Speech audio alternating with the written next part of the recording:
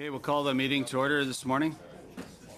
Standing Committee on Access to Information, Privacy and Ethics, meeting number 102, pursuant to Standing Order 1083H7, study of breach of personal information involving Cambridge Analytica and Facebook.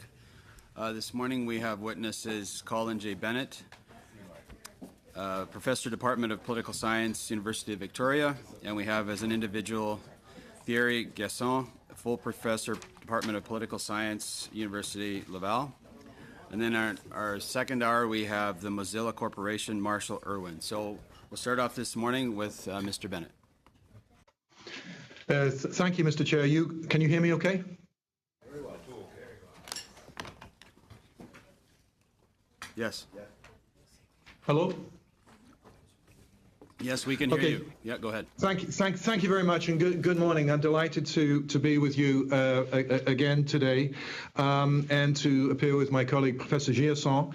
I am Professor of Political Science at the University of Victoria and have been studying and publishing on privacy protection issues for around 30 years in Canada and internationally.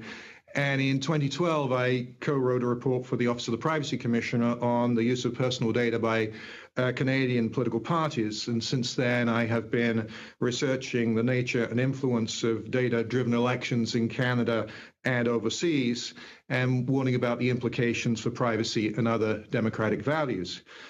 The current controversy that you are investigating raises a range of interrelated issues, and it's important to carefully distinguish them, I think. There's the monopoly power of companies like Facebook in the platform economy, harvesting of data on one's social network through third-party applications, violations of campaign spending limitations, issues concerning accountability of targeted political ads, cyber threats to election integrity, the larger role of big data in our elections, and what I really want to talk about today, which is the role that political parties play in data-driven elections and their relationship with our regime of privacy protection. Cambridge Analytica and AIQ are part of a larger voter analytics industry. There are many other companies, mainly American, which have taken advantage of the more flexible privacy standards in the US and the ability to process vast amounts of personal information from public and commercial sources, used to micro-target consumers in an increasingly granular manner. Now, there's been a lot of hype about the importance of big data in elections, and recent scholarly work which sheds some skeptical light on the extent to which data analytics do indeed influence election outcomes. Nevertheless, the competitiveness of current elections continues to place enormous pressure on major political parties in most democracies to continue to use data analytics to gain any edge over their rivals. Thus, more data on voters are being captured, and those data are increasingly shared through a complicated and dynamic network of organizations involving some quite obscure companies that play important roles as intermediaries between the voters and their elected representatives. This industry is not as extensive in Canada, but there's still a large variety of businesses that offer various services on polling, data analytics, software development, digital ad placement, social media outreach, and so on. Now, we do lack a comprehensive understanding of the role that personal data plays in the political process in Canada and an accurate picture of this industry. I'm going to let my colleague, Professor Giasson, speak more about this. Now, I followed your hearings very carefully. The investigation is an important beginning, but it is only a beginning, I think, and we need a lot for more analysis. I would like to make three general points about policy development going forward, if I may. Number one, the critical importance of bringing Canadian privacy law in line with the GDPR. The recent decision of Facebook to move data on all its non-European users from Ireland to the United States is motivated in part by a desire to escape some of the more stringent rules inherent in the GDPR. To discourage this kind of jurisdiction shopping, it is critically important that Canada raises its privacy standards to make it more difficult for companies to engage in this kind of behavior. Your February report is an excellent start, and particularly critical for these issues issues about the processing of information on political opinions, which is defined as sensitive data in the GDPR, is the need, firstly, to strengthen PIPEDA's consent provisions, secondly, to implement provisions for algorithmic transparency, as you advised, to make privacy by design and default central legislative principles in PIPEDA, to strengthen the Privacy Commissioner's audit and enforcement powers, and to clarify those categories of sensitive political data, personal data, including those on political opinions. Secondly, there is a pressing need to bring our political parties within Canada's regime of privacy protection law. I've testified about this to you before. But one of the keys to preventing the kinds of abuses we've seen in other countries, I think, is to establish some clearer and consistent rules on the kinds of data that political parties may use for campaigning purposes. We need to establish a level playing field that essentially prevents companies like Cambridge Analytica from engaging in the same practices in Canada that have been witnessed elsewhere. We're one of the only advanced democratic countries where privacy protection law does not cover political parties. For the most part, they're not covered by PIPEDA, they're not government agencies, they're not covered by the Privacy Act. They are also largely and expressly exempt from the anti-spam legislation, as well as from some of the do not call list regulations that are administered through the CRTC. There are privacy and security rules with the Canada Elections Act, but these apply to the voters' lists, not to other sources of personal information. So Canadians do not have the legal rights that they have with respect to both government agencies and commercial operations with respect to political parties. Moreover, whereas the Privacy Commissioner can investigate Facebook, he cannot investigate the practices of our political parties. So he cannot get the full picture in the way that the Information Commissioner in the UK can and is under our current investigation. Now, there are 4 legislative options with respect to regulating federal political parties. There's the Privacy Act, the Elections Act, PIPEDA, and standalone legislation. There's a need for serious legal and constitutional analysis about the various legislative options because each approach has its pros and cons. I could go into this in the Q&A if you like. However, it does appear to me that the status quo in this respect is untenable. There's going to be continuing complicity about the use of personal data in elections that will only increase leading up to the federal election of 2019, particularly with respect to political micro-targeting on Facebook. Secondly, it should be noted that political parties do have to comply with BC's privacy law, the Preferred Personal Information Protection Act in BC. And the Commissioner in BC is currently investigating the practices of BC's provincial parties. I believe, as do many, that federal political parties are also governed by this legislation to the extent that they are capturing information on voters in BC. If federal parties will have to comply with BC's privacy legislation, which is consistent with PIPEDA, then there's no sensible reason why they should not extend those same good practices across the country. And thirdly, I do sense a growing recognition among parties that pursuing good privacy management practices is in their interests as well as those of citizens. Finally, therefore, I believe that political parties should self-regulate as far as they can to improve their privacy policies and practices. Legislative change may take some time, but in the meantime, I think there's much that parties can do to self-regulate and restore public confidence. I've analyzed the privacy policies of federal and provincial political parties and the commitments that have already been made. I've shared this paper with the committee and I understand it's being translated. There have been some improvements since our 2012 report, but they're still incomplete and, in my view, inadequate. None provide clear commitments against all 10 principles contained in the National Privacy Standard, which is at the heart of PIPEDA. Now, I don't see why all parties can't publicly endorse these principles and adhere to a common privacy code that comprehensively addresses the protections for all the personal information under their control. It's not enough, but it would create a more level playing field. In 2013, the Chief Electoral Officer recommended that adherence to such a code would be a condition for receiving the voters' lists. It's unlikely that one party would pursue such a course on its own, so leadership would be necessary, I think, involving the CEO and the Privacy Commissioner. So in my view, what should change? Greater transparency on the sources of data directly and indirectly captured that enter parties' voter relationship management systems, common commitment that parties do not and will not purchase commercial sources of personally identifiable information, an agreement on how social media platforms should and should not be used for electoral purposes, particularly with respect to automated bots, commitments to privacy accountability, including designated chief privacy officers, better training for staff and volunteers on privacy and security, stronger commitments to provide rights of access and correction to individuals, better management and updating of internal do not call lists, common commitment to provide unsubscribe options for email and text messages, better management of the access to party databases, and clearer policies about how to respond to data breaches. None of this should be difficult nor contentious, I think. And I don't think it should also be a party political issue. Political parties have a responsibility to educate and mobilize the electorate, but there should also be an appropriate balance between their important interests and roles and the privacy rights of Canadians. No organizations like data breaches, just ask Facebook. But just think of the ramifications of a major data breach by any political party in the course of an election campaign. Thank you very much for your attention. Thank you.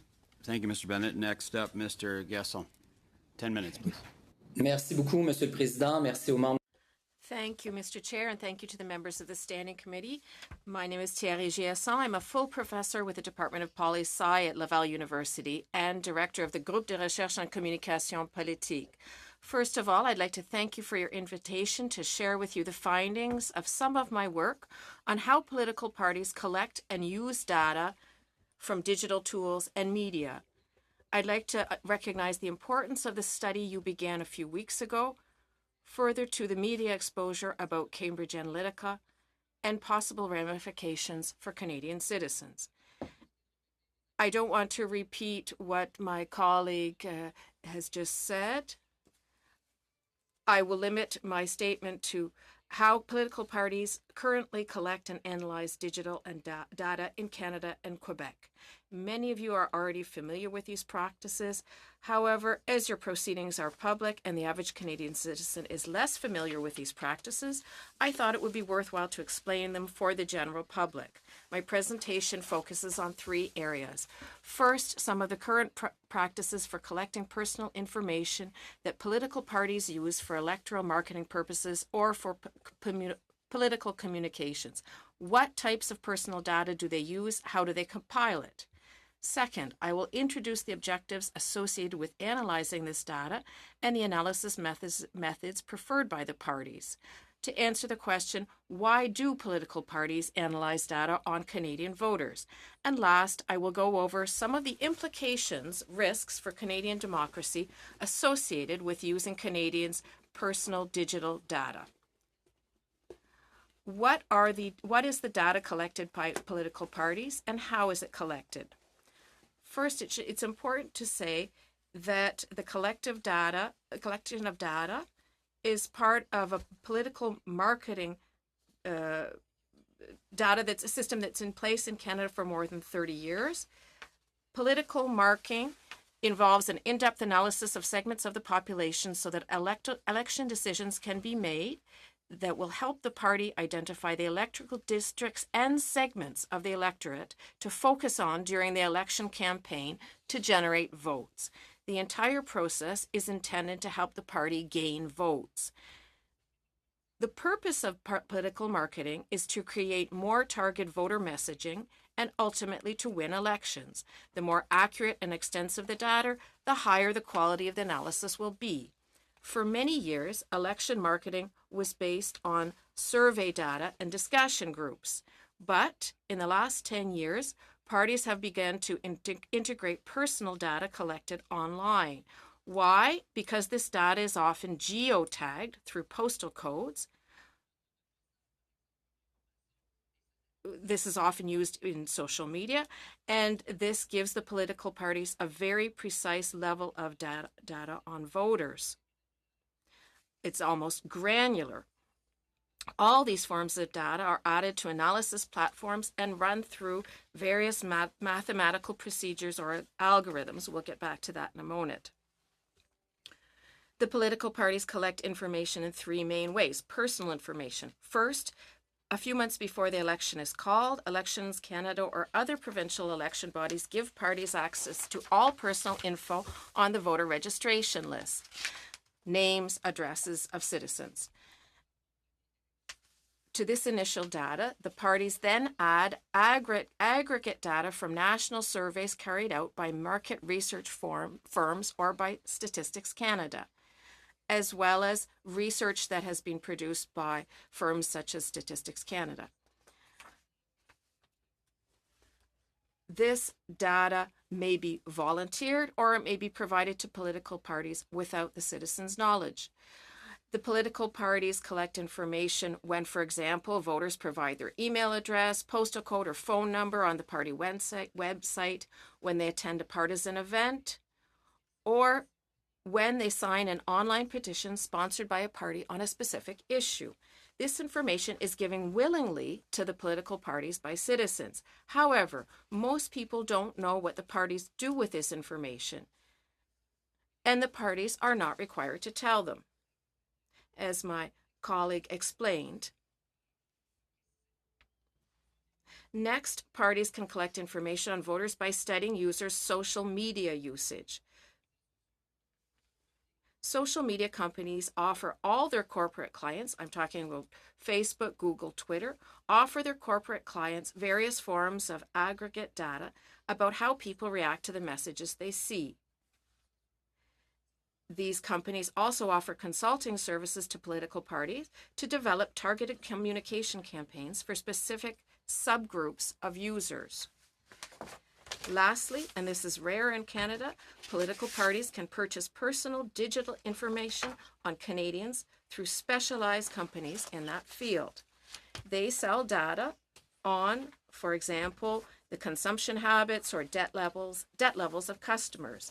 These so-called data brokers are commercial intermediaries that generate databases using various methods, more or less legally, and sell the information, generally without users even knowing it. For example, this is what the intermediary Cambridge Analytica was doing, harvesting personal information on users through a digital application linked to Facebook, which Cambridge Analytica then resold to its client to be used to target voters and certain segments of the population. Why do parties collect data, and how is this data analyzed?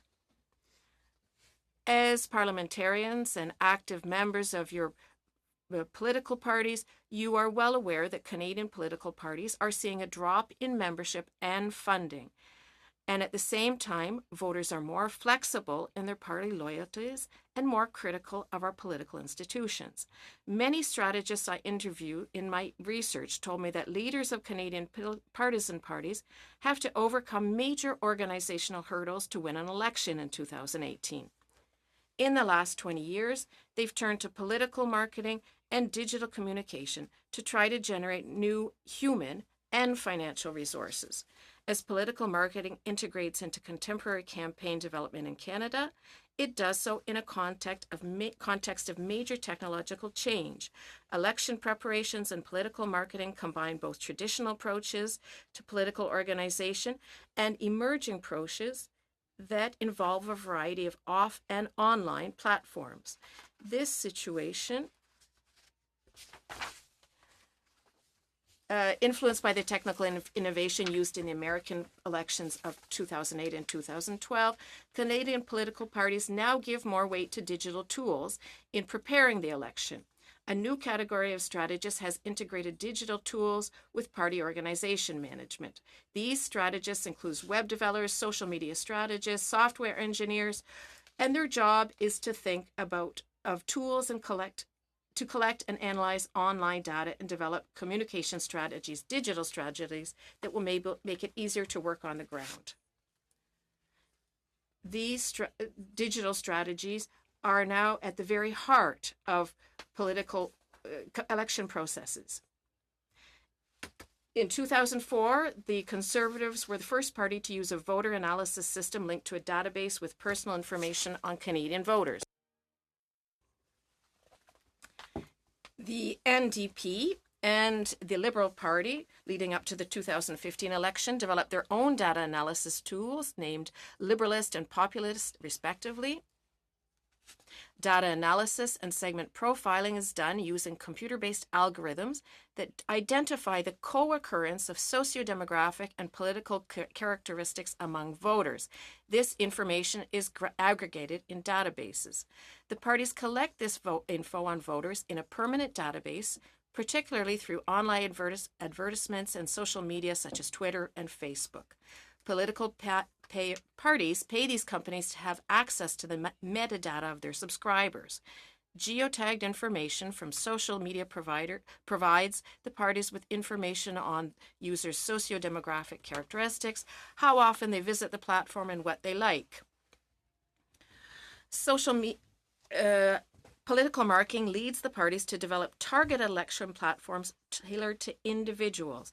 The party's position addresses the priorities of a select group of voters, their targets, identified through market studies, and selected based on their potential for a positive reaction.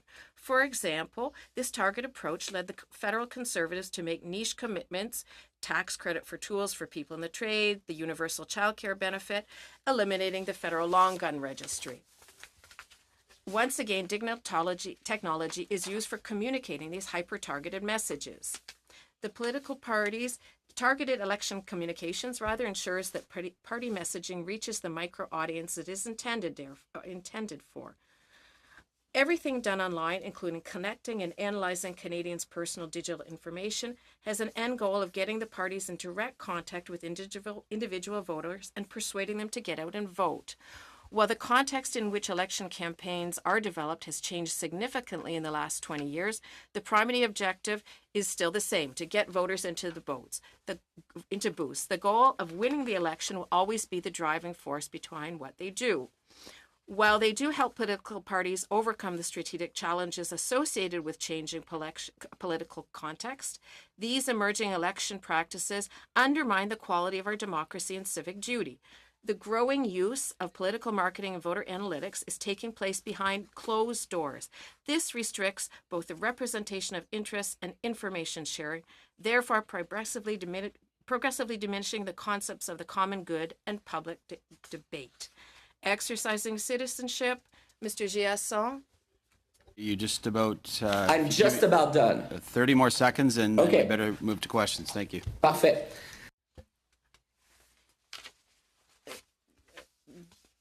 Despite growing media interest in the role of voter analytics and algorithms in collection campaigns, everything that's happening, including the Cambridge Analytical file, is taking place without Canadians knowing it.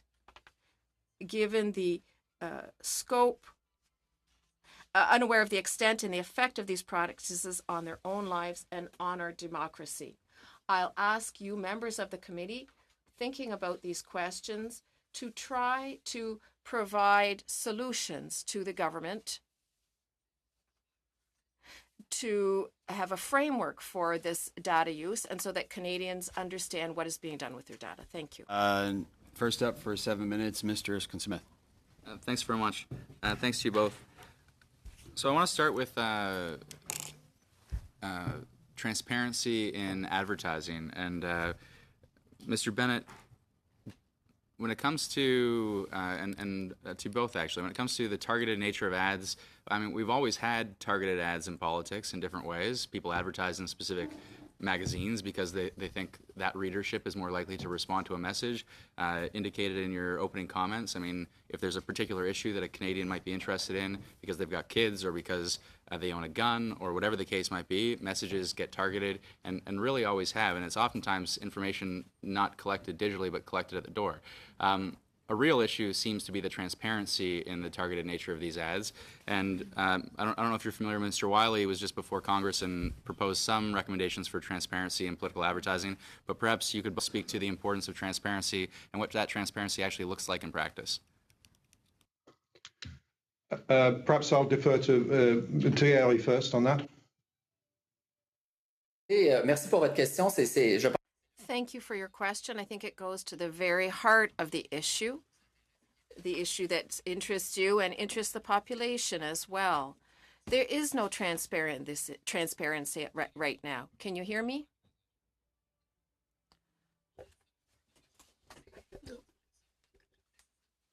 Of the debate that we're having right now is that there is no transparency. People are not aware of what parties are doing. The fact that parties are doing targeting is not necessarily a huge issue. And as you say, advertising and electoral communication is a targeted, and it's always been a targeted business, right? But the fact that citizens are not aware of what parties are doing with the data that they're collecting is a problem. And that's the core problem. And I think that parties need to ensure that citizens, whenever they grant access to any form of data that could be used for a political targeting purpose, must be made aware of that. Sorry, Mr. Gasson, go back to French. Your English is very good, but our translation should be working now.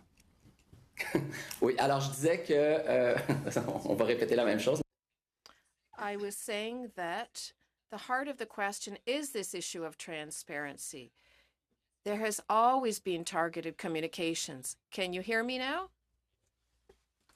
So, with respect to transparency, I'll propose two solutions. One solution is where political parties put ads out online, that there should be a central repository that's accessible to the public to see that all ads that have been posted, whether it's individual campaigns that would submit them in a public fashion to Elections Canada, that would then have them posted in a central repository. There are different solutions to this, but that they all be made publicly available for individuals who are concerned about the targeted nature of these ads. And the second would be if I receive a targeted ad on Facebook or otherwise, that I'm able to see the underlying characteristics that have made up that targeting. So if it's because I'm between the ages of 30 and 40, it's because I'm a white male, it's because I have an interest in baseball or whatever the case might be, but I can see the specific characteristics that the campaign has selected to reach me. Do you think those two solutions are sufficient? And if not, what else should there be? To speak to that, my understanding is that Facebook has started that process as an experimental manner in Canada to identify the sources of ads that are targeted in Canada. Yes, I agree with that. I think it's also worth noting that those kind of procedures will pretty much have to be in compliance with the GDPR if this is done in Europe. So that's an important note. And I just add one other thing concerning the social implications of the lack of transparency. What that creates, of course, is an incentive for candidates to say one thing to one group of voters and another thing to another group of voters because it's not transparent. And that also has been shown to contribute to this phenomenon that has been called the filter bubble, where there's not a common discourse across a political system about solutions to public problems. So my last question, then I'm going to put it over to my colleague, Ms. Fortier. Which one of you is most expert in PEPITA? I think that'd probably be me. Okay, so we had Facebook before us, and they indicated that 272 Canadians gave consent to an application that then shared personal information, including possibly private messages, of over 600,000 Canadians. In your view, given your understanding of PEPITA, is that in compliance with the existing law? No, I don't think it is. And furthermore, you should know the Privacy Commissioner said to this too, that Facebook has been under investigation by the Office of Privacy Commissioner since 2009. And this whole issue about access to people's personal information through third-party applications was investigated back then. There were audits that were ordered back then, still the problem is persisting. So I personally don't believe it is. I think it's the non-consensual capture of data on Canadians, which my own view would be in contravention of PEPITA. We'd have to see what the Privacy Commissioner says, and it would certainly be in contravention of the GDPR. Merci. Je vais poser une question rapide. Thank you. I'd like to ask a quick question. During the Ottawa by-election, one of my opponents wanted to force an issue. Do you think this type of behavior could cause problems during an election campaign? And do you think that third-party campaigns, use of third parties will increase their type of online campaigning? Excellente question. That's an excellent question. Election communications are structured by the Election Act, and the courts have, around the year 2000, the courts forced Elections Canada to review part of that law. However, I think Elections Canada, Elections Ontario, and the Quebec General Chief Electoral Officer do not have the resources necessary, the human resources necessary to do this type of work. The resources allocated to these organizations, election review organizations, need the necessary resources to do this very important monitoring work. It's fine to have a good range of platforms for political communications, but for election regulatory officers, they need the resources necessary to examine all these platforms. Next up for 7 minutes, Mr. Kent. Thank you, Chair, and thank you both for attending by video conference today. Every election since my late life involvement in partisan politics in 2006 has seen new technologies available for use, new ways of accumulating and analyzing data and applying it, identifying our voters, those supporters and those who aren't supporters. And a lot of what we are hearing in this particular study of the vulnerability of our democratic electoral process with regards to a Cambridge Analytica or Facebook inappropriate use of user data is where to draw the line. In my experience, it is as you, Professor Jesson, outlined, identifying voters through the electoral list, through responses, clicks on social media or political party sites, volunteers coming forward, providing their information. Where would you suggest we draw the line on accumulating a certain number of data points on Canadian voters? We are told that in the Facebook case with regards to Cambridge Analytica, they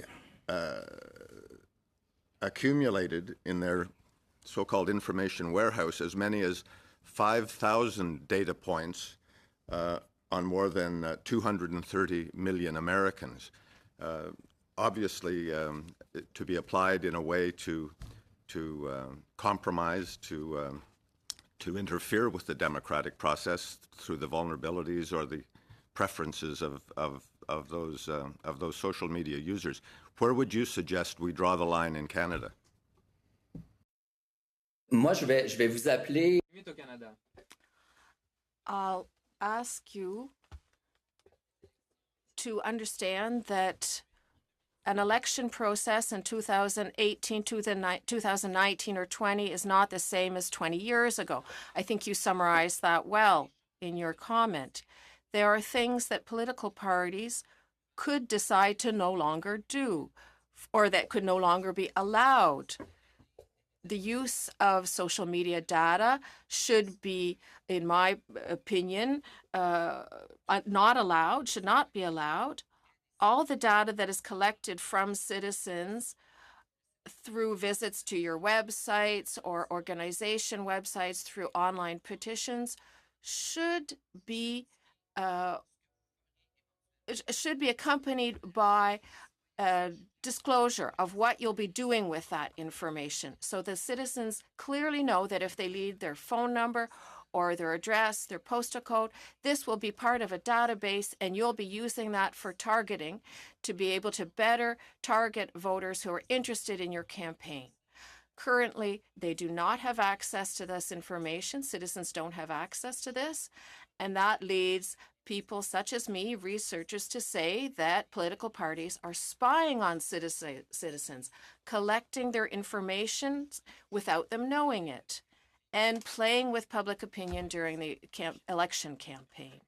I think that an election law should have clear guidelines as to the use of social media. I think you already have enough data at your disposal to be able to target the voters that you need without having to further collect data and place it in a database. And I think that I certainly agree, and I think my colleagues around this committee table would agree that transparency in terms of the acceptable use of voter data would certainly address the concerns of people who have suspicions that it might be misused, or, as in the case of L'Actualité, I think in 2015, basically accused all Canadian political parties of spying on Canadians. In your remarks, you talked about data brokers, not the accumulators of data, but the brokers who come in to figure out ways to apply that data to affect a certain electoral outcome. And you said that these intermediaries that generate databases use various methods more or less legally. Are you aware of any illegal cases of the use of political party databases in Canada? Is that for me, Mr. Kent? Est adressé à moi, Monsieur Kent?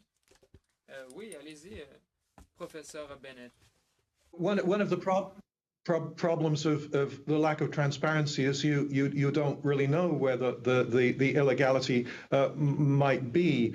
There are certainly a lot of gray areas here. In response to your question, however, just 2 quick points. I think it's very important to note, the committee to note, that Cambridge Analytica is one of several companies that does this.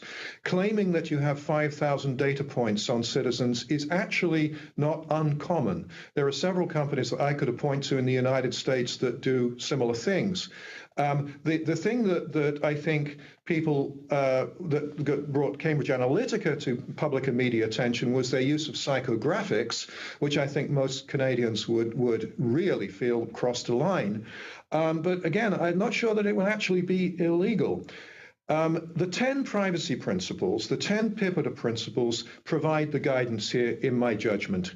And in the paper that I've submitted to the committee, I've gone through all 10 of those principles, and I've explained how I think our political organizations can and should comply with all of them. Some of the parties already do to some extent, but it's not complete. And so my plea is not only for transparency here, but also for uniformity, whereby, there'll be a common agreement amongst our major federal political parties on what is acceptable practice, online and offline, and with respect to all of the sources of personal information that is captured on Canadians.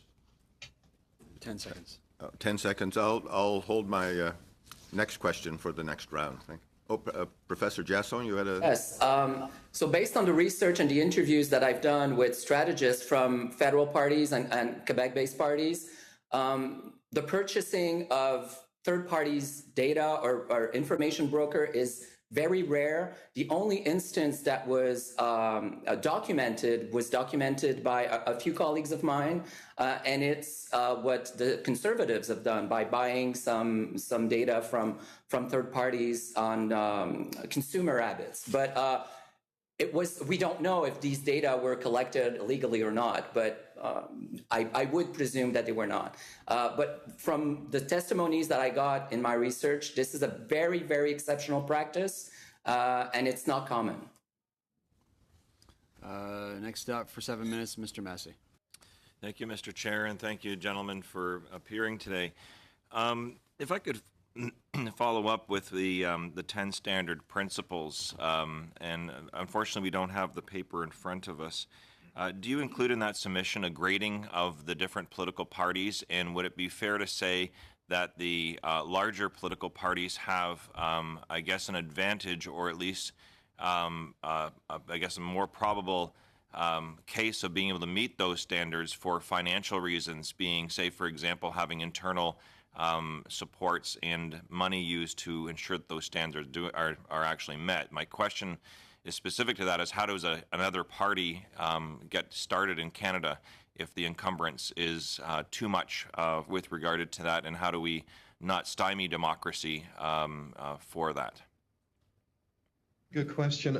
I don't grade the political parties. I think it's very difficult to do this on a common standard.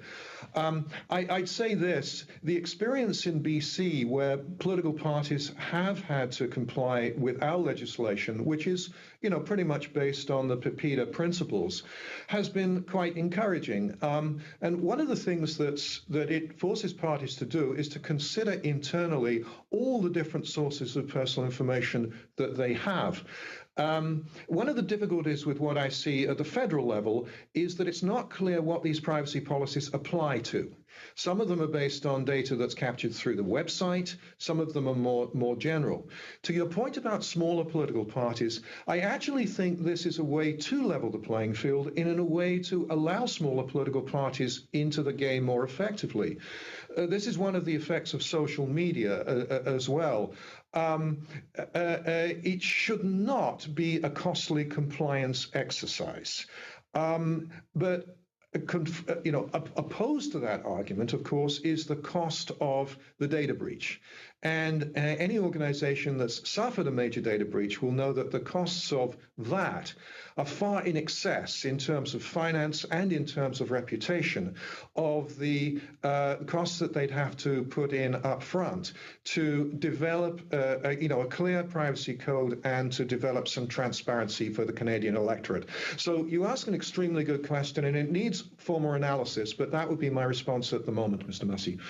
Would to follow up, and I've seen, this is my 6th term here, and I've seen even blatant electoral fraud, and it's had consequences of even members of this House having to resign from their active seat. But would it be enhanced, I guess, in terms of our democratic response? Would say, for example, I know that we do have chronic underfunding for the Privacy Commission, the Competition Bureau, and the Chief Electoral Officer. But if there were independent rules that were prescribed, say, for example, through the Chief Electoral Officer in terms of A, how data could be actually accumulated, B, how it could be used, and then C, those responsibilities which would be enforceable by the punishment of law.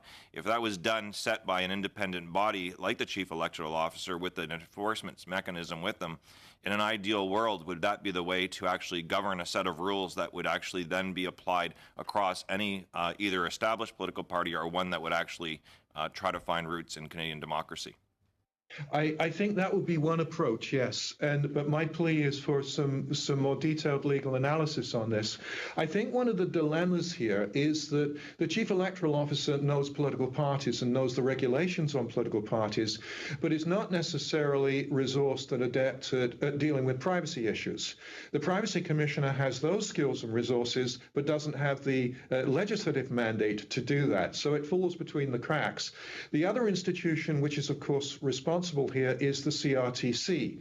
So I think there's going to need to be some very careful legislative and constitutional analysis on this question. In the meantime, I don't see any reason why there couldn't be a code of practice agreed under the auspices of the Privacy Commissioner, the CEO, perhaps jointly, which would have the effect of establishing a more level playing field, establishing more transparency, and preparing for the day when legislative rules come in. And do you have anything to add there? With what Dr. Bennett has said. Okay. And with regards to third-party use of accumulated data amongst political parties, what's your opinion with regards to that?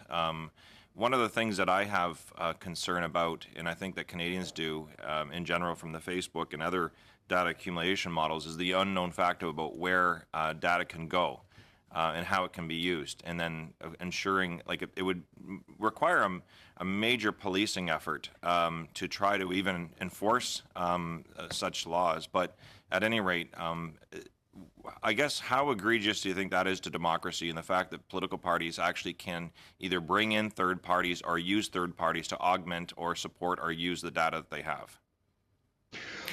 Well, I think to your first point about transfers of data, I think this is where the rules concerning the GDPR are so relevant, because the Europeans are insisting, of course, that any data that be transferred to Canada also, there be strong onward transfer restrictions. And so Facebook and other organizations, other private sector organizations, have to comply with those rules. So that's point number one.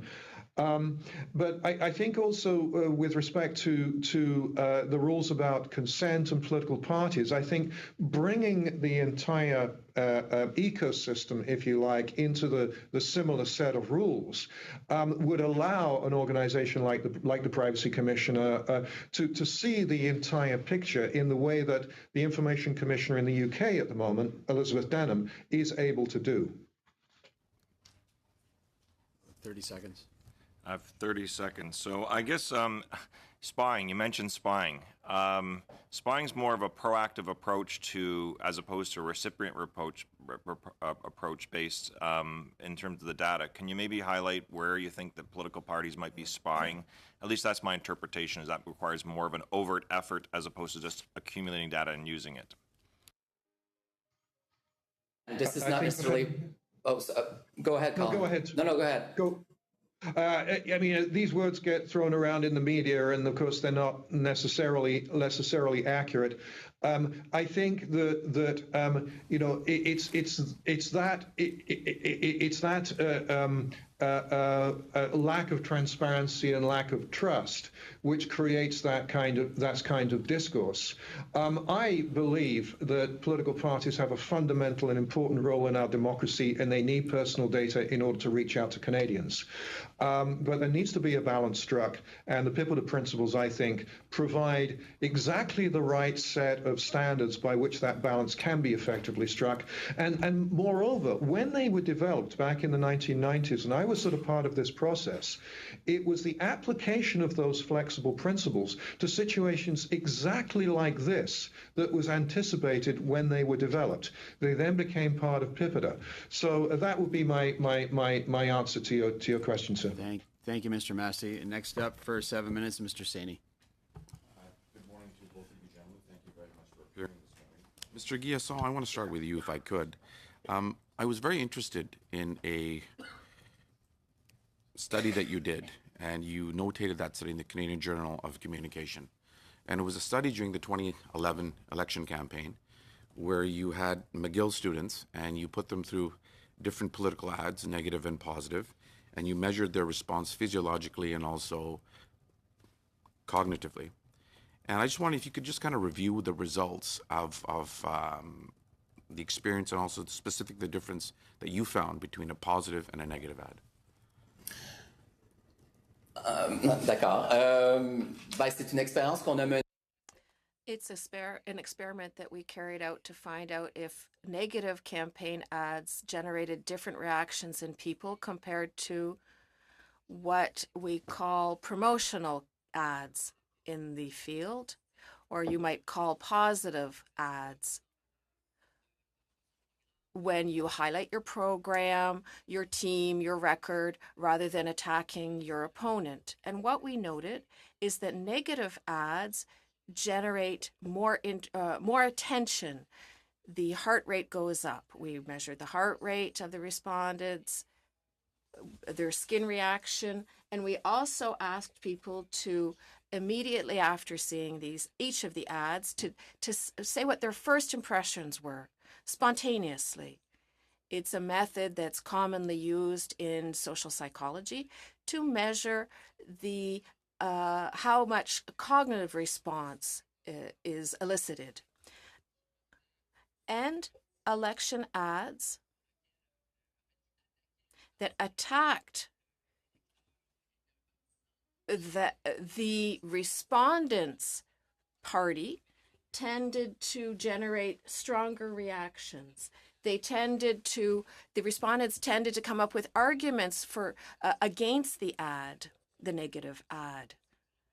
not only, and we saw from their heart rate and from their skin reaction that they reacted much more strongly to a negative ad. That was our conclusion in that study. The type of ad to which that we see generates physiological and cognitive reactions that change. And you've reiterated the same point, that there's an increased attentiveness when you have negative ads. And so right now we see a lot of negative ads circulating on the internet. And there's a couple of pieces I want you to comment and see, what sort of reaction would these extreme ads provoke. For one, I was in Latvia on a different committee traveling prior to our deployment there of Canadian forces there. And one of the things we were briefed on is that there would be some disinformation that would be occurring and to be aware of it. And we've seen examples on the internet where Canadian soldiers are being accused of doing certain things, totally disinformation. We also saw that in Nigeria, certain ads were used to target during the election campaign. Some very horrific images were used against one political party. So if you have negative ads that are increasing the attentiveness, what kind of reactions are these going to provoke in people who watch these ads? Ça focalise notre attention, mais souvent ça nous amène à rapidement déployer des mécanismes. They focus our attention, but they also generate reactions that allow us to protect our partisan opinion. If you see an ad that attacks the party that you intend to vote for or of which you're a member, in our cognitive processes, we trigger protective measures that allow us to diminish these ads. So yes, these ads provoke a more rigorous cognitive process, but at the same time, they strengthen our opinion, our partisan opinion. It's as if we protect ourselves from being dissuaded by these ads. I haven't studied the ads to which you refer, so I can't give you a specific opinion on them. However, in the African case that you cite, we can presume that citizens who were partisans of the political parties attacked would come up with arguments more or less consciously to protect their own political convictions, their belief in the political party that was under attack. The reason I was interested in your paper, and Mr. Bennett, you can also comment on this also, is that we have a realm called the internet, and as technology gets more specific, there is more micro-targeting of certain individuals with the information we have. My concern also is that can that micro-targeting be used in an extremely negative way to influence someone to do the wrong thing, whether it be terrorist activities or other things? How worried should we be that this micro-targeting can influence someone, as you said, in a heightened response, heightened attentiveness? Is there something we can do, or what's your advice, or is that a worry for you also? Or well, if I just very briefly. I think we have to also make some distinctions between forms of micro-targeting. I mean, the more innocuous form, of course, is where particular segments of the population are singled out for a messaging about a particular policy proposal. And on the face of it, there's nothing particularly controversial about that. But I just point out that, the actual business model of Cambridge Analytica was based on the belief that different individuals with different psychological characteristics would respond emotionally in different ways to similar messages about policy, negative and positive. And so, I mean, I think, most Canadians would find that something we do not want in this country. The key to it, however, I think is, advertising standards, one, so that's part of the picture. But another key to it, of course, is to, what political parties can and cannot do in using commercial sources of data and these companies in their campaigning. So it's a complicated picture involving different sets of legislative standards in Canada, as well as different institutions. Thank you, Mr. Saini. Last up for 5 minutes, Mr. Brunier. Merci. Merci beaucoup. Ma question va s'adresser. Thank you. My question is for Monsieur Giasson. In your comments, initial comments, you said that democracy has changed. Political parties make use of more sophisticated information to meet their goals. Previously, of course, political parties carried out polls to find out what was popular and what wasn't, to better represent their voters to be voted, to be elected as well. And that could be seen as a positive side of the election process, finding out what voters want,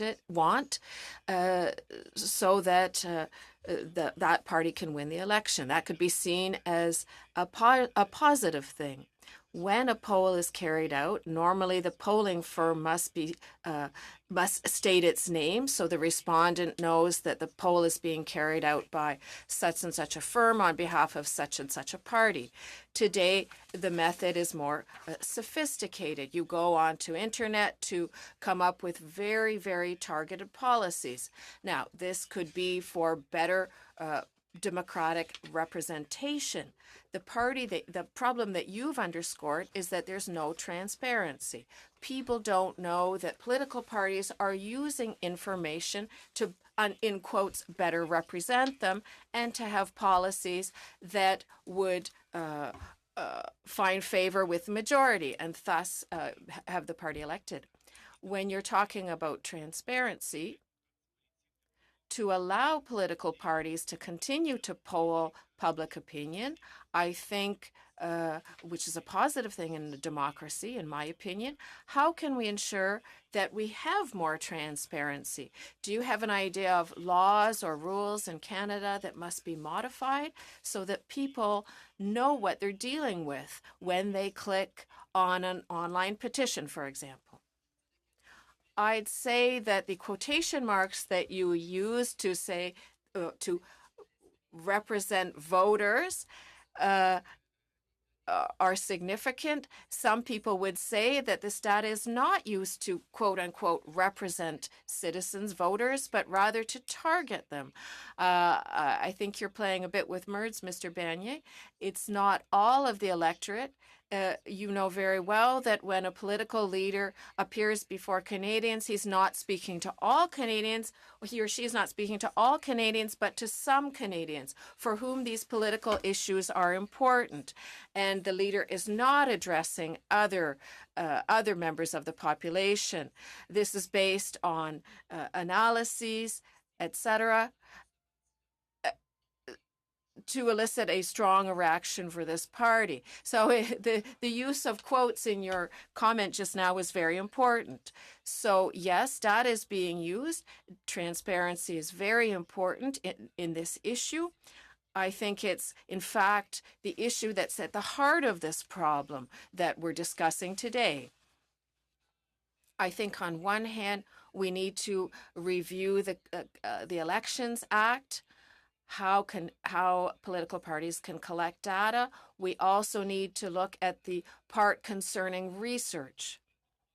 We give political parties the right to spend. They have political spending during an election campaign, but we don't have clear guidelines.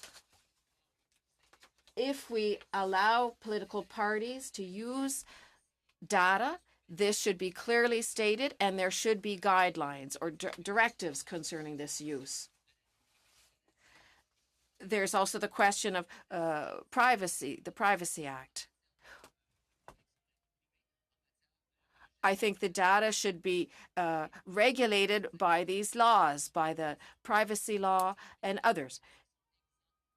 Political parties, however, are exempt from this currently. And I think that this issue should be included in the Canadian regulatory framework, that the use of data is regulated, meets the principles of the Elections Act, and that there are mechanisms allowing for more transparency in the practices carried out by political parties. When I answered your colleague, Mr. Kent, for example, I was saying that if someone visits a political party's website, a pop-up window that asks for a pop-up window may ask for our phone number, address, postal code. This information is collected, but we don't know what it's going to be used for. You could simply have a pop-up window on your site saying, yes, I agree, no, I disagree, I refuse, informing Canadians of what will be done with this data that is collected. Currently, we're in a far worse situation. We don't know what you're doing with this information. You need to offer citizens this key information, and political parties should now be subject to new provisions in the laws. A very quick question. Will the future of politics be to target interest groups so that political parties can win elections? Will this targeting be much and much more refined so that Canadians asking for specific advantages from the states will vote for these parties? Or is the future that there will be much more general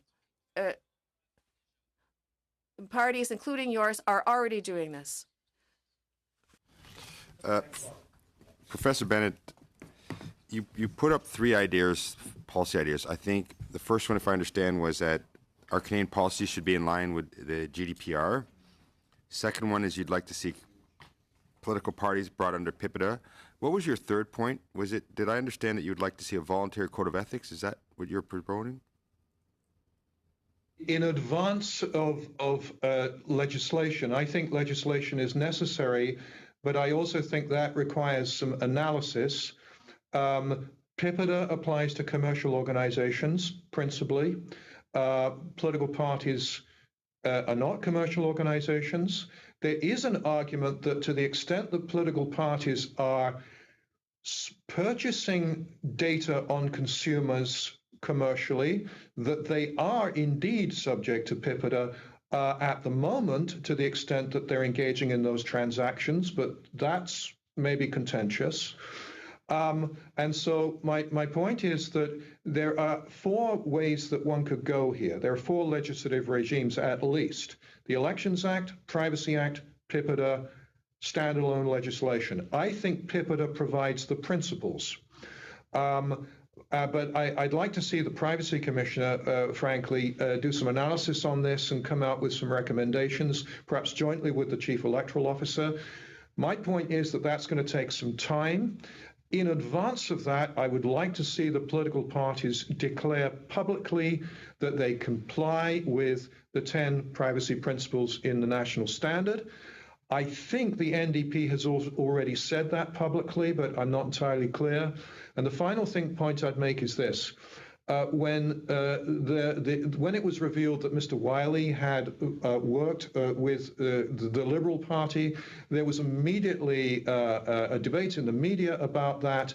That led to responses from the different political parties about what they do and they do not do. So the process has already begun in terms of becoming more transparent.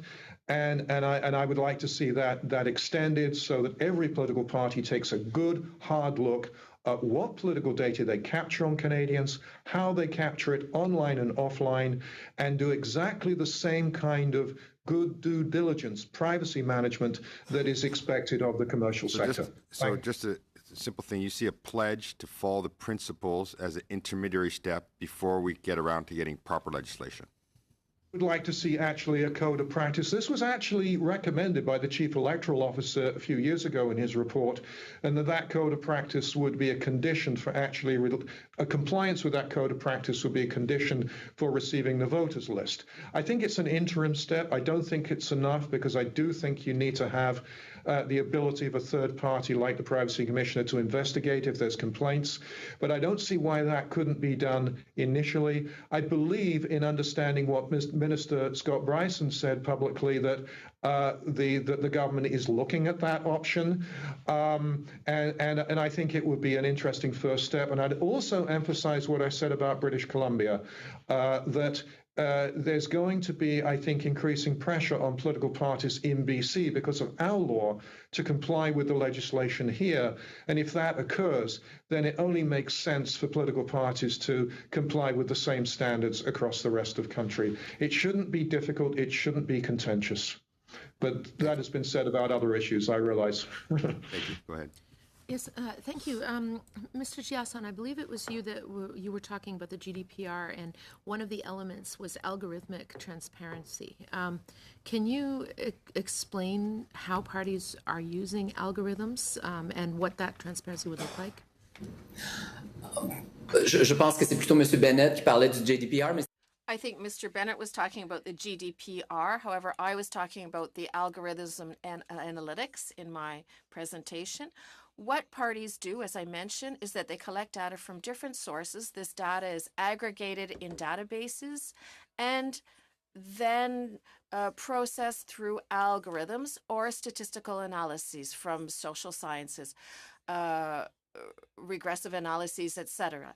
Or social demographic traits are teased out so that we can learn about voters through social demographic and other traits. We try to understand how close these voters are in their profiles to the traditional voter base of a political party. That allows the parties to figure out which voter profiles are closest to our usual voters. And then we can choose from these potential voters and eventually propose certain policies. The algorithm, therefore, makes sense of the data, so to speak, and allows us to do voter profiling. That's basically what digital strategists, other statisticians, engineers, and so on do in their work. We're definitely at time. We're a little bit past. We started a little later, but I wanted to say thank you, especially to Mr. Bennett, because surprisingly fresh, being that you're up at 5:45 in the morning testifying, so thank you. And as well, Mr. Gasson, thank you for appearing before committee. We're going to suspend for about 5 minutes until we bring in the next witness. And we're also going to grab some time, too, to have some committee business at the end of that time. So we'll suspend for 5 minutes.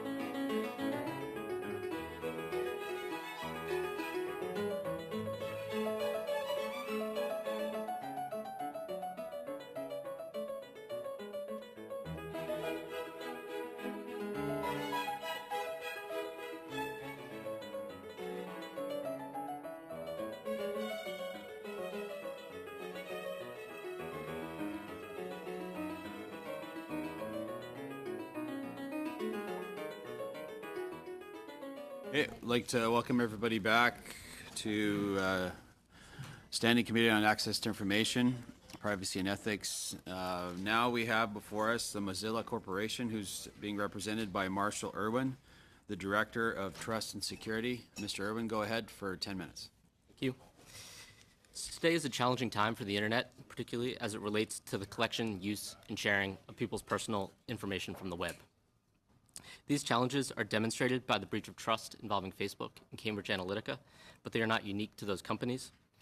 We as an industry, in partnerships with governments and committees like this one, have a responsibility to build a healthier internet ecosystem that gives people meaningful control over their privacy. Mozilla appreciates the seriousness with which this committee is taking this issue, and we thank you for inviting us here to express our views. So my name is Marshall Irwin. I'm the Director of Trust and Security at the Mozilla Corporation. My role there primarily involves working with our product and engineering teams to understand the privacy properties of the Firefox browser to make sure that we are practicing within that browser the same principles that we preach on a day-to-day basis regarding privacy. So what I'm first going to do today is talk about Mozilla's approach to privacy and then talk a little bit more generally about our perspective on where the industry is. So first regarding Mozilla. So Mozilla is a mission-driven organization dedicated to creating an internet that truly puts people first, where individuals shape their own experience and are empowered, safe, and independent online. That commitment to our mission is why, when the story regarding Facebook and Cambridge Analytica first broke, we made a decision to pause our advertising on Facebook. That advertising remains paused today. The commitment to mission also lives within the Firefox browser, which we produce and which is used by hundreds of millions of people around the world. We practice a set of data privacy principles within that browser that shape the data collection that we have. So Firefox is essentially your gateway to the internet. As such, the browser, the piece of software that runs on your computer or your phone, will manage and have access to a lot of sensitive information about you and about the websites that you visit. That is information that stays on your device. Mozilla does not collect it. We, as a browser maker, actually don't know very much about how our users browse the web and their interests. That is actually a big challenge for us as a browser maker, but it's also by design. If you are using the Firefox browser to do something sensitive or personal, you can have confidence that Mozilla is not going to learn about that. Now, Mozilla does collect a limited set of information by default from the browser to help us understand essentially how people are using the technology. So this is information, for example, about the types of features you use in the browser, but it is not your web browsing activity itself, which is an important distinction that we make. Mozilla has a set of policies and processes in place to govern the data collection that we have. I can talk in a lot more detail about those, but what I think is important for this committee to understand is that it is possible to build a product that hundreds of millions of people use that does actually collect some data by default while actually respecting our users' privacy and not putting that privacy in jeopardy. That is what we have done at Mozilla with the Firefox browser. Now, it can be difficult to find the right balance between privacy and the features that people want. This is not easy. We believe we strike the right balance with the browser. Unfortunately, that is not where the rest of the industry is today. So let's talk a little bit about the technology industry, where it is doing well and where it needs to improve. The technology industry, especially its biggest players, are doing a decent job providing people with privacy controls. If you're a Facebook user, and you care about your privacy, you can take steps to limit what data the company retains and what data it shares with others. However, industry is coming up short in 3 areas which I want to call your attention to. First, those privacy controls are often buried and difficult to find. Industry does not proactively help people understand and use their privacy settings. As a result, internet users might have technical privacy controls, but they do not have meaningful control over their privacy today. Second, the default state for those controls is not reasonable and does not align with users' expectations of what will happen when they use a product or service. Users are defaulted into the collection and sharing of sensitive data. This violates what we call the sensible settings principle that we practice within Firefox. Those sensible settings do not exist for much of the technology industry today. And third, the data collection and sharing that is tied to those privacy settings is still expansive and permissive. The basic limited data principle, again, one that we practice within Mozilla, is not one that is followed by the industry. So if you examine the issues regarding Facebook and Cambridge Analytica, you will find that all of those issues are at play. Now, I want to call the committee's attention to one specific issue that deserves further consideration. That is the collection and use of people's browsing activity as they navigate the web, what is sometimes referred to as cross-site tracking on the internet. This type of activity is often associated with the Facebook like button. If that button is on a website that you visit, and irrespective of whether you click that button, Facebook may collect data about the page that you visited and use that data in targeted advertising. Now, the three problems within the industry that I identified are all still present here. Internet users do not have meaningful control or even understand that this tracking activity exists. The default is to track users across the web, and there are a few limits on the data collection through that tracking. This tracking is a problem both because it creates privacy risks and because it undermines the basic trust that people have when they go online today. Now, Facebook argued before the US Congress 2 weeks ago that their cross-site tracking activity is no different than what other companies like Twitter, Pinterest, and Google do every day. Facebook is right about that. This is a common tactic across the industry, is not in any way unique to Facebook. However, we are at an important inflection point. Organizations like Facebook should be asking what they can do to lead the industry to someplace that does not involve tracking of people across the web without giving them meaningful control over that tracking.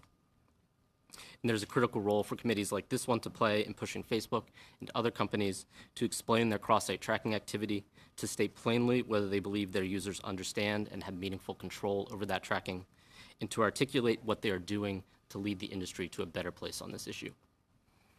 So again, I want to thank the committee for inviting us here today, and I look forward to any questions that you have on Mozilla's overall approach to privacy or the perspectives that we have on the industry.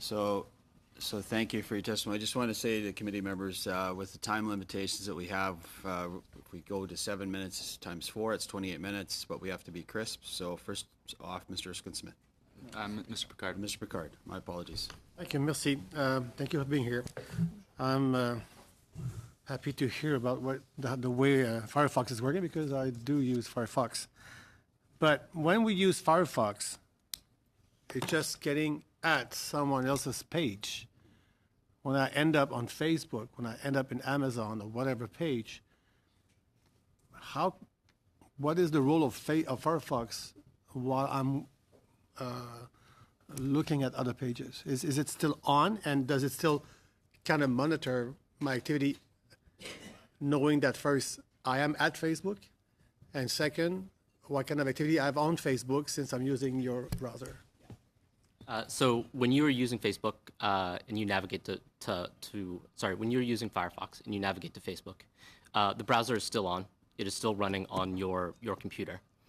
What that means is potentially Firefox can essentially know what you are doing on Facebook and then could potentially provide that information to us. Again, I say potentially because that is not what we do. We very purposefully do not do that. We don't feel like it's the appropriate role for the browser. And that's why we have a set of policies in place to govern the data collection that we have, exactly what Firefox gets to know about your activity on Facebook, and then what data Firefox, again, the software running on your device, actually tells to Mozilla.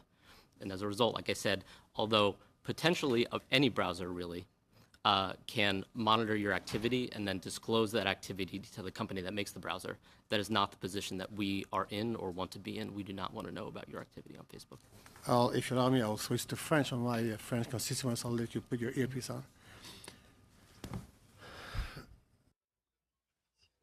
The word potential is a dangerous word in the industry right now. That leaves the door open to any sort of technological development. What type of data, other than user data in real time, what other data does Firefox or Mozilla seek from third parties to develop its own marketing? Important to think about. There's a few types of data that, again, potentially could be accessed through Firefox. We divide that data into 3 categories. The first is what we call technical data. This is, for example, data about the operating system that you're using when you use Firefox. The second is what we call interaction data, which is data about how you engage with the browser itself. And the third category of data that we identify is web activity data. That is sort of the URLs that you browse to, the fact that you visit Facebook. Our data collection focuses on those first two categories by default. So the useful example to keep in mind here is the back button. We collect data from Firefox, again, to understand how people are using that browser. So if you hit the back button, it's useful for us to know, well, that is something you are using to navigate through the tool. We do not collect data about, for example, the page that you are on when you hit that button and the page that you are navigating back to. So we want to know how you are experiencing the browser, but not information about the websites and how you're interacting with those websites. Les différentes visites de différentes pages. When you visit different sites or pages, when a user visits them, is the third category of data, web activity web, and you don't keep information on that type of activity. In other words, the technology exists to track a user's activity across sites. And is this data available when in a specific case, for example, in a criminal case, we need to know, does a person visit such and such a site? Will your technology allow us to know that? Important to distinguish between us and the party that you might be engaging with when you visit a website. So if a law enforcement entity came to Mozilla and said, we need information about someone's web browsing activity, we largely could not satisfy those requests. It is data that we do not have and that we do not collect. Now, there is that cross-site tracking that I mentioned earlier happening, sometimes using Firefox by those third parties. Those third parties might have that data, and a law enforcement entity would have to go to them to get that data.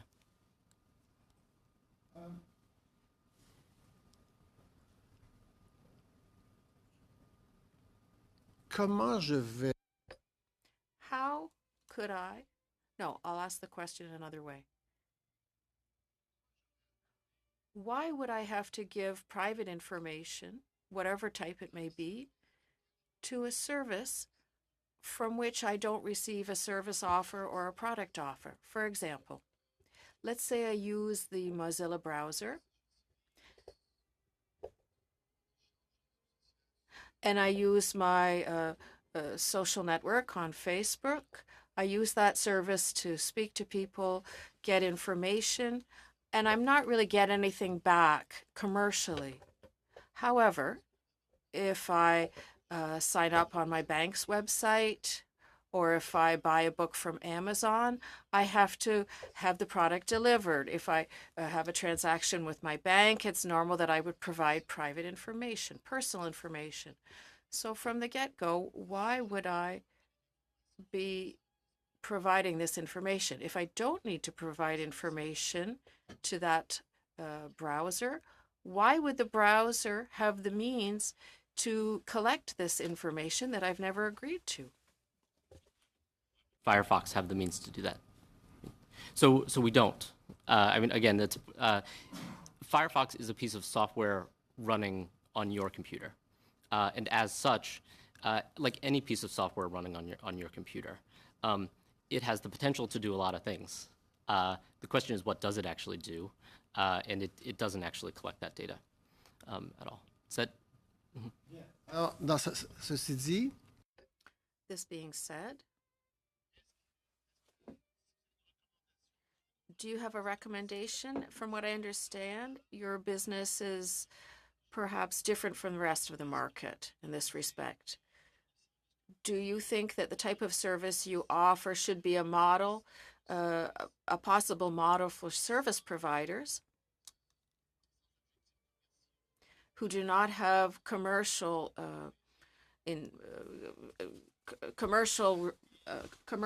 purpose, for example, Amazon or another online store? Do you think that no personal data, the collective any personal data, should be justified? Clearly, you're able to operate without collecting this data. Technology raises a different set of privacy challenges than a social networking service. What I would say, though, is that the set of principles that we stand for in privacy are applicable to both. And in practice, it will take some work by a company to translate that into questions of what data it should collect, how its consent model works. But those principles are ones that apply both to Mozilla and those other companies.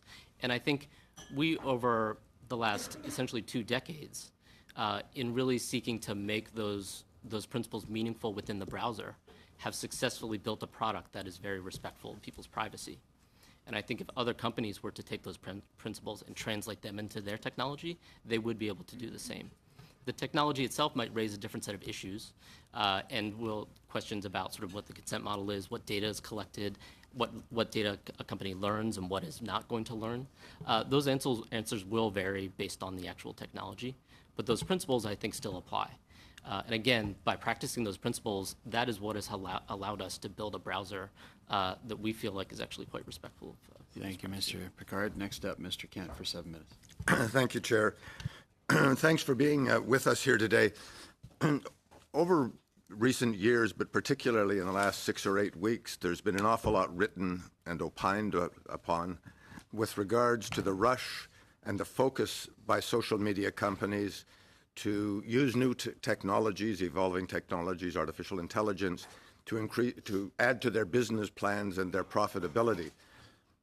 Mozilla, with its your 5 data privacy principles and the restraint that you've described in terms of not going where other social media companies has obviously affected your profitability. How does it compare with Facebook in terms of annual revenues? Annual revenues, I mean, off the top of my head, I would say it's a different piece of technology, much smaller than Facebook in terms of total revenue. Our revenue model is a little bit different. We have partnerships with search providers, and when you search within the search box in Firefox, you land on a search page. We get a portion of the revenue generated from those searches.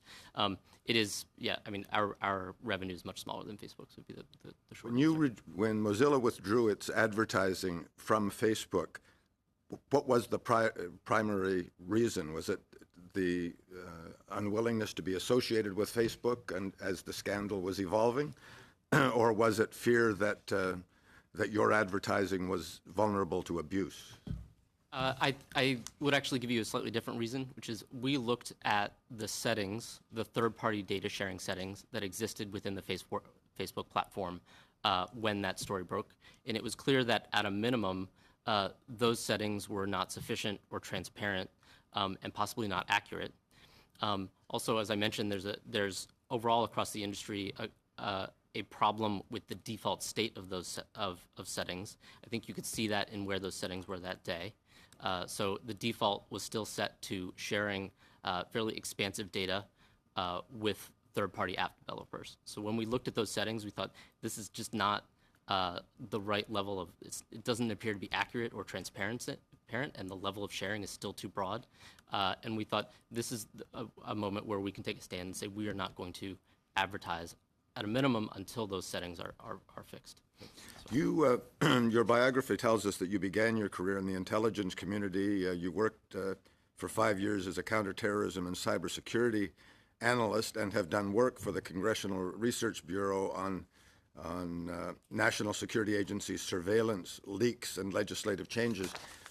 Would you consider, given your background, your career, that the Cambridge Analytica Facebook scandal is a matter of national security in the United States or in Canada? You know, that's not the way Democratic election interference or attempted interference. I mean, I think overall, if you look at what has happened with the election, there are critical sort of challenges to our democratic processes today that are certainly national security challenges. I haven't really thought through the specifics of Facebook and Cambridge Analytica, and so I wouldn't be prepared today to say that these specific issues are national security ones. But I think overall, the sort of level of data collection that is happening across the internet, coupled with the just new and innovative ways to get messages to people has raised a host of challenges to our democratic institutions, and certainly those have materialized in terms of national security. Facebook has made it clear, although with very unclear answers, that they do not like the GDPR. I think when Mr. Chan, the Canadian representative for Facebook, said they would accept some regulation, but made it quite clear not the GDPR. Would Mozilla accept the GDPR regulations as they are about to come into effect in Europe next week? Well, I think as they come into effect in Europe, we are accepting them. I think your question and the question I know that this committee... Accept them in the United States. I think, what we want in terms of a regulatory regime is sort of a principles-based approach, one that does not micromanage the technical decisions that companies are going to make. So that's point one that we think is a priority. And two is a strong enforcement regime that gives those regulatory requirements sort of teeth. And so when we think about this in the United States, in Canada, and in Europe, the question is, does the right set of principles apply? Is that in place? And is the enforcement structure there? So I think specifically with respect to Canada, with PIPEDA, I'm not a PIPEDA expert, but I think you do have a strong foundation in place. You might consider changes to align PIPEDA with the GDPR, but I think it's important to say, you have actually a good baseline. That baseline does not really exist in the United States today. Enforcement's the problem. Enforcement. So in Canada, I think really if this committee really wants to make an impact here, it's in that enforcement piece. Again, thinking that PIPEDA provides a good framework that you might want to make some changes to, but then really strengthening the enforcement part is I think, a useful way. 1 minute to go.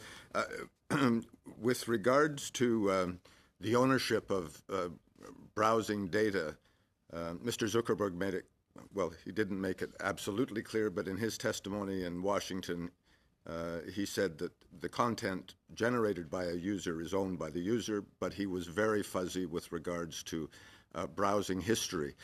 Is the browsing history on Mozilla absolutely protected, or are there ways that third parties could track it and use it? Sure. So again, we do not collect that browsing history, so it remains on your computer, and that means it's protected from Mozilla, essentially. Now, we could always change the browser, but that's a commitment that we are not going to do. Like I mentioned, that cross-site tracking that occurs across the industry does provide many different parties with access to people's browsing activity. Now, those third parties can't access your expansive web browsing history in the Firefox browser. What they can collect is if you are on a particular page and then you navigate to another page, and those cross-site tracking technologies exist on both pages, they will collect the fact that you visited both of those pages. And over time, what that allows those parties to do is build a fairly expansive data set of people's browsing activity. Thank you, Mr. Kent. Next up for 7 minutes, Mr. Massey. Thank you, Mr. Chair. So for your, I guess, decision now, it's a business decision in terms of, and for a variety of reasons, for ethics and I think it, I guess for those that would be more concerned about privacy, to go with your model that you have right now with regards to not collecting expansive data and using that from your product. Is that accurate? It's less about capability, but more about a business decision to restrict your. I would think about it a little bit differently in terms of sort of what are the incentives we have to do the right thing. Yeah. and those incentives aren't just limited to business issues. So Yeah. The Mozilla Corporation is a public benefit company. We do not have a set of stockholders that we need to maximize revenue for. I think that's a critical component to in the end why we make the decisions that we make. We also have a user base that really cares about privacy, and a set of developers that work with us that also care a lot about their privacy, and that factor really influences our decisions. In the end, I think one of the biggest challenges that we face as an industry is that thus far, not enough of the user base really makes decisions based on their privacy. That is a little bit less true of us because we have a user base that I think has demonstrated through using Firefox that this is something they care about. The rest of the industry, that thus far hasn't proven to be the case. Now we might be at a tipping point that might be changing. I think we'd all like that to change. But the incentives for a company like Facebook are still, until Facebook users really demand something better, it's going to be hard for Facebook to deliver something better in terms of privacy. For our users, they do demand something better, they expect something better, and that's why that allows us to deliver that. And so it's less about the capability than it is anything else. When I'm working on the microbead issue, one of the things that we found right away was that there was a lot of companies that wanted to do the right thing in terms of restricting the size of microbeads. This is the small plastic additives to shampoo, toothpaste, and so forth. And what we found is that there was a lot that wanted to do the right decisions, but the regulatory body didn't provide, I guess, a set of standard rules that then allowed for, I guess the subsidization model being the expense of the environment to actually, increase your profit margin, and how do you compete in that environment? So I'm just wondering, in the same context, is that a reluctance for companies to prescribe to the GDPR, is it partly because, in terms of moving towards their model, is that we have no enforcement for it, and so you would just basically have some saying in principle, yeah, we're going to follow it, but, the reality could be a lack of an incentive model because it would restrict your maybe capabilities for advertising, third-party source advertising, selling, and data mining and management that wouldn't make economic sense for them in that realm. So I'm just wondering whether is it that perhaps would comply others to come in line if there was actually an enforcement model that made sure there was standardization?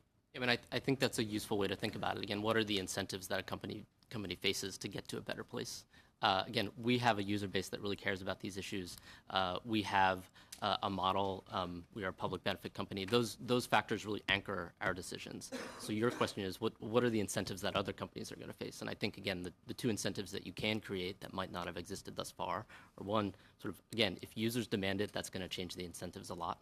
And two, and if there's a regulatory regime coupled with enforcement that actually has teeth, I think that's going to be something that companies are really going to pay attention to. I think there's a lot of unease about the GDPR, but the bottom line is companies are very concerned about the sort of levy of a 4% fine that's baked into the GDPR. Some of that concern is probably healthy and is going to force companies to get to a better place. I think the challenge with respect to GDPR that I think a lot of companies are facing is just a little bit of a lack of clarity right now and unease in terms of what we should really be doing or what companies should really be doing to comply so that they're not going to be subject to those fines. But the actual motivating premise that fine, I think, is healthy, like I said, and is useful for the industry to have that.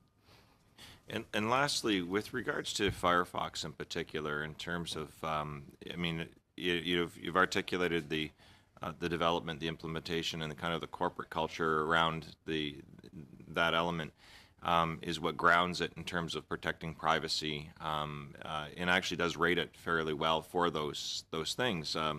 That really could be. I want to make clear on this. That could be altered at any point in time should somebody else purchase Firefox or decides to go in a different direction or whatever, is that it's a chosen direction of company policy and culture to provide the service in the way it does now versus that of technological capabilities. Is that correct? Well, yeah, I think there are a number of factors that again sort of ground our approach. And your question is, how easy is it to change those? Some are simply sort of summarizing. Yeah, some are simply sort of matters of policy. Others are matters of law. The corporate culture piece is remarkably difficult to change. That it's not easy. Sort of Mozilla has 2 decades now of commitment to that culture, and it even if we wanted to, it would not be a marginal effort to sort of change the company's thinking on this, which is again good. That's the way that we like it, and we have that user base that really cares. Again, I think that's actually the most critical incentive that we face. It's just the fact that this is a commitment that our users know that we've made, and they hold us accountable to that. But void of that commitment. So, and sorry, I don't know if I have any. 30 seconds. You noted, the most important part of your testimony was that you noted default settings and decided not to exploit that. You had the capability to do so, but you chose not to. Is that correct? You mean the default settings in the Firefox browser? You noted at the beginning of your testimony that you noted that there were some open default settings that you could have taken advantage of with the data breach, and you decided not to. Oh, I think more generally, we were looking at the default settings. The reason that we paused our advertising is we looked at the default settings provided to third-party developers. Said these are simply not accurate, and the default seems to be to provide data to those developers. That was a sort of judgment that we were making about the Facebook platform. We were not in a position to collect that data ever. It was not a question of whether we should access that data or not. It was just a question of whether is this the right approach that Facebook is taking with it for its users. Thank you, Mr. Massey, and especially want to thank you, Mr. Irwin, for testimony this morning, and appreciate your trip out here. And we'll suspend again for just a few minutes until the room exits. We'll go into camera and talk committee business for about 15 minutes. So thank you.